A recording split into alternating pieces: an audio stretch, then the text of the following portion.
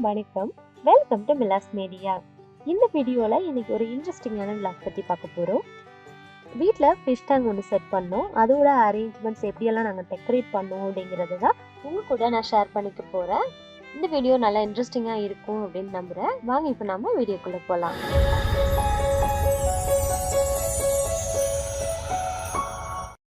Fish tank ஒரு 2 years முன்னாடி வாங்கினது. கொஞ்ச நாளா ஃபிஷ் வளர்க்காம வீட்டில் அப்படியே இருந்தது. அதுதான் இப்போ நாங்கள் யூஸ் பண்ணிக்க போகிறோம். ஃபிஷ் டேங்க் இல்லாமல் மற்ற அக்சசரிஸ் ஃபிஷ் இதெல்லாம் தான் இப்போ நாங்கள் வாங்க போகிறோம். ஃபர்ஸ்ட் இதுக்கு நாங்கள் வாங்கினது ஒரு ட்ரே எதுக்குன்னு பார்த்தீங்கன்னா, வீட்டில் ஒரு உடன் ட்ராக் மேலே தான் இதை செட் பண்ணலான்னு பிளான் பண்ணியிருக்கோம்.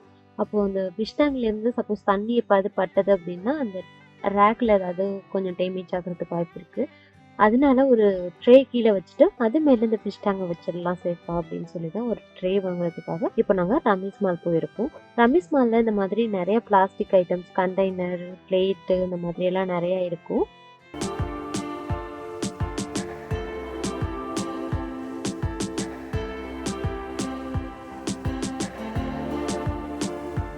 எங்களோட ஃபிஷ் டேங்கோட சைஸுக்கு ஏற்ற மாதிரி ஒரு ட்ரே கிடச்சிருச்சு. ஒரு பிளாஸ்டிக் ட்ரே தான்.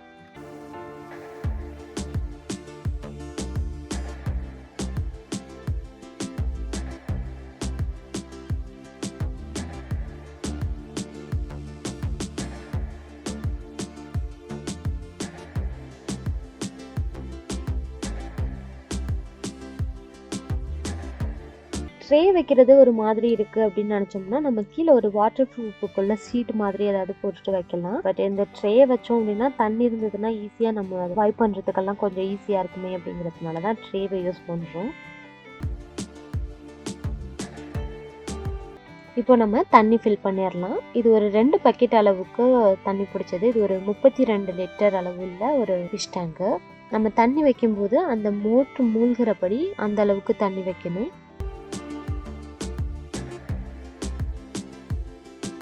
இப்போது தண்ணி ஃபில் பண்ணியாச்சு. அடுத்ததாக இதுக்கான ஃபில்டர் ஸ்பாஞ்சு. நம்ம ஃபிஷ் டேங்க் வாங்கும்போது சில ஃபிஷ் டேங்கில் ஃபில்டர் இது கூடவே சேர்ந்து வரும். ஒரு சிலதில் நம்ம தான் ஃபில்டர் வந்து செப்பரேட்டாக செட் பண்ணுற மாதிரி இருக்கும். இந்த ஸ்பாஞ்சு நம்ம அடிக்கடி சேஞ்ச் பண்ணிக்கணும்.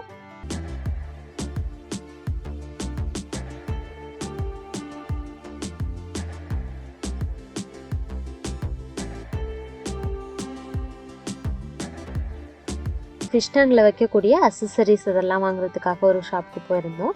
நாங்கள் ஒரு 2-3 ஷாப்பில் இருந்து அந்த அக்சசரிஸ், கிராவல்ஸ், பிளான்ட் இதெல்லாமே வாங்கியிருந்தோம்.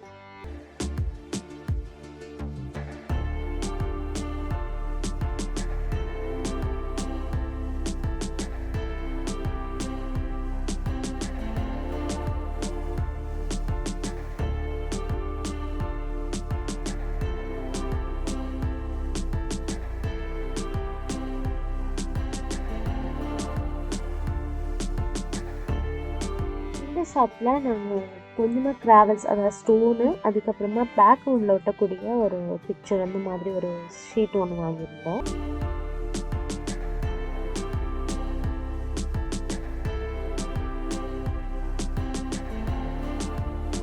இந்த மாதிரி வாங்கிட்டு வர அக்சசரி, ஸ்டோன்ஸ் எல்லாத்தையுமே நம்ம டேரெக்டாக அப்படியே கொண்டாந்து ஃபிஷ் டேங்கில் மாற்றிடக்கூடாது.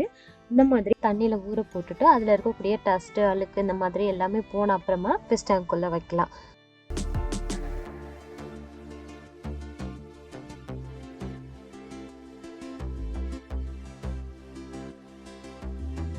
இப்போ அந்த பேக்ரவுண்ட் பிக்சரையும் செட் பண்ணியாச்சு. பேக்ரவுண்ட் பிக்சர் வந்து ப்ளைனாக இருந்தால் நல்லாயிருக்கும் அப்படின்னு சொல்லி நிறையா வீடியோஸ் அப்புறம் படிச்சிருக்கேன். ஆனால் இந்த மாதிரி இருந்தது அப்படின்னா ஃபிஷ்ஷுக்கு கொஞ்சம் சேஃபாக ஃபீல் பண்ணோம் அப்படிங்கிறதுக்காக தான் கொஞ்சம் அதிகமாக செடியெல்லாம் இருக்க மாதிரியே நாங்கள் வாங்கியிருக்கோம்.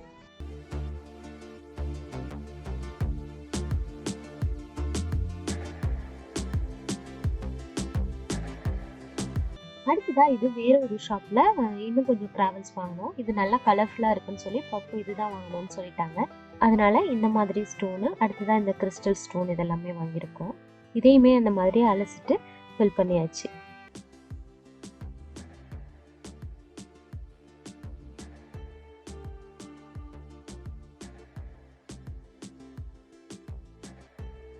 ரொம்ப நாளாவே இந்த மாதிரி ஏதாவது ஒரு பெட் வாங்கணும் வீட்டுக்கு அப்படின்னு சொல்லிக்கிட்டே இருந்தாங்க. நாங்க தான் இந்தியாவுக்கு வந்துட்டோம் அப்படின்னா இதை பெட் கேர்ல விட்டுட்டு போகணும், இல்லை ஃப்ரெண்ட்ஸ் வீட்டில் கொடுக்கணுமே அப்படின்னு சொல்லிட்டு கொஞ்ச நாளாவே ஸ்கிப் பண்ணிட்டு இருந்தோம்.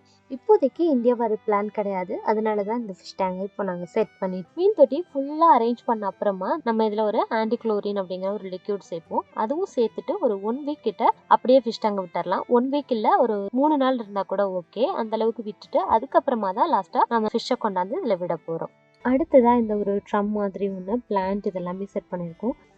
இந்த மாதிரி அசசரிஸ்லாம் கொஞ்சம் ஹோல் இருக்க மாதிரியெல்லாம் நம்ம வச்சோம் அப்படின்னா அந்த மீன் வந்து சம்டைம் உள்ளார போயிட்டு வெளியில் வந்து கொஞ்சம் அப்படியே ஆக்டிவாக இருக்கும். அதனால தான் இந்த மாதிரி அசசரிஸ்லாம் உள்ள வைக்கிறோம். இப்போது ஃபைனலாக எல்லாமே செட் பண்ண அப்புறமா ஆன்டிக்ளோரின் லிக்விட் சேர்க்குறோம். இது வந்து வாட்டரில் இருக்கக்கூடிய குளோரின் கண்டென்ட் அப்புறம் வேறு ஏதாவது கெமிக்கல் கண்டென்ட் இருந்தது அப்படின்னா அதை ரிமூவ் பண்ணிடும். அதுவுமே கடையில் கேட்டு அந்த குவான்டிட்டியில் தான் சேர்த்துருக்கோம்.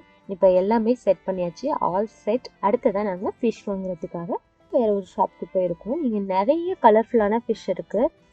எனக்கு இந்த மாதிரி கோல்டன் ஃபிஷ், அடுத்ததான் இந்த மாதிரி இருக்கக்கூடிய பிங்க் கலரில் தெரியுது, இது ஒரு ஆரஞ்சு கலர் ஃபிஷ்ஷு. இந்த மாதிரி எல்லாம் தான் வாங்கி வைக்கணும் அப்படின்னு ஆசை.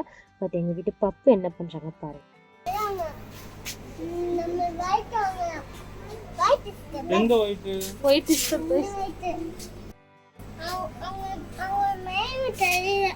ஃபைனலாக அவங்களுக்கு பிடிச்ச மாதிரியே ஒயிட், இது வந்து அந்த லைட்டிங்க்கு பிங்க் கலரில் தெரிஞ்சது, பட் அது ஒயிட் கலர் தான். அடுத்ததாக ஃபிஷ்ஷுக்கான ஃபுட்டு இதெல்லாமே அதே ஷாப்பில் வாங்கிட்டு வந்தாச்சு. மீன் நம்ம செலக்ட் பண்ணும்போது எப்போவுமே ஒரே சைஸ்லையும் ஒரே டைப் ஆஃப் ஃபிஷ் இருக்க மாதிரியும் பார்க்கணும். வேறு வேறு சைஸு வேறு வேறு டைப்பில் இருந்தது அப்படின்னா ஒன்று சண்டை போட்டுக்கும், ஃபுட் வந்து ஒழுங்காக கிடைக்காது. நாங்கள் ஃபிஷ் வாங்கிட்டு வந்தால் அதே கவரில் இதுக்கான இன்ஸ்ட்ரக்ஷன் எல்லாமே தெளிவாக போட்டிருந்தது. இன்ஸ்ட்ரக்ஷன் படி தான் எல்லாமே ஃபாலோ பண்ணோம். கடையில் உள்ளவங்களும் இதே மாதிரி தான் சொல்லியிருந்தாங்க. இந்த இன்ஸ்ட்ரக்ஷன் என்னென்ன அப்படின்னு பார்த்தோன்னா, நம்ம கொண்டு வந்து அப்படியே நம்ம தண்ணி ஃபிஷ் எல்லாத்தையுமே நம்ம டேங்கில் சேர்த்துடக்கூடாது. ஒரு 10 மினிட்ஸ்க்கு அந்த டெம்பரேச்சர் ரெண்டும் ஈக்குவல் ஆகிறதுக்கு அந்த கவரோட அப்படியே வைக்கணும். அடுத்ததாக அந்த ஃபிஷ் டேங்கில் இருக்கக்கூடிய தண்ணியை ஒரு 2 கப் அளவுக்கு சேர்க்கணும். சேர்த்துட்டு ஒரு 5 மினிட்ஸ்க்கு அப்புறமா எடுத்து அந்த ஃபிஷ்ஷை மட்டும்தான் நம்ம அந்த ஃபிஷ் டேங்க்குள்ளே சேர்க்கணும். கொண்டு வர வாட்டர் வந்து இதில் சேர்க்கக்கூடாது.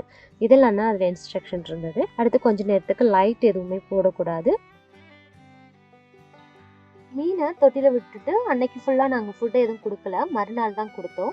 எப்பயுமே நம்ம இந்த மாதிரி ஃபுட்டெல்லாம் வாங்கும்போது கடைகள்லையே அவங்கக்கிட்ட கேட்டோம் அப்படின்னா எந்த ஃபுட்டு வந்து அதுக்கு கரெக்டாக இருக்கும் அப்படின்னா அவங்களே சஜஸ்ட் பண்ணுவாங்க.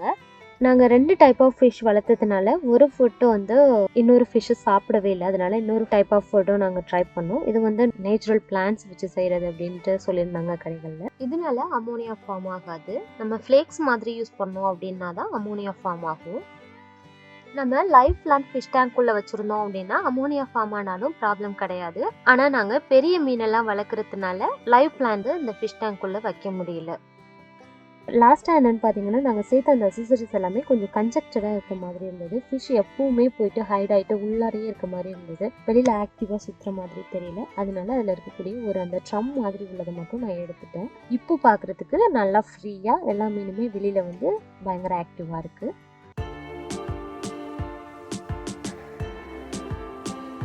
இப்போ 2 வீக்ஸ் ஆயிடுச்சு ஃபிஷ் டேங்க் செட் பண்ணி. இது எல்லாமே நல்லா ஆக்டிவாக இருக்குது எப்போவுமே. இந்த வீடியோ ஃபுல்லாக பார்த்துருந்தீங்க அப்படின்னா உங்களுக்கு பிடிச்சிருந்ததா, வேறு ஏதாவது டிப்ஸ் இந்த மாதிரி உங்களுக்கு எதுவும் தெரியுமா அப்படிங்கிறத மறக்காமல் எனக்கு கமெண்ட் பண்ணுங்கள். வீடியோ பிடிச்சிருந்தா மிலாஸ் மீடியா சேனலை சப்ஸ்கிரைப் பண்ணி வச்சுக்கோங்க. நன்றி.